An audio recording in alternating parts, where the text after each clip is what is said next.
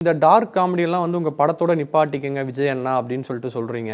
இங்க வந்து படத்த கொண்டு வரணுமா மேம்? இந்த இந்த இஷ்யூக்கு? அவர் படத்துல இருந்து தானே வர்றாரு. இப்ப அவருக்கு வந்து ஒரு கட்சியில இருந்து அவர் விசிபிலிட்டினாக்கா, இப்ப வந்து மத்த கட்சியில இருந்து ஒருத்தர் எம்.எல்.ஏ ஆகி, ஒருத்தவங்க வந்து நகர செயலாளரா இருந்து, அ ம்.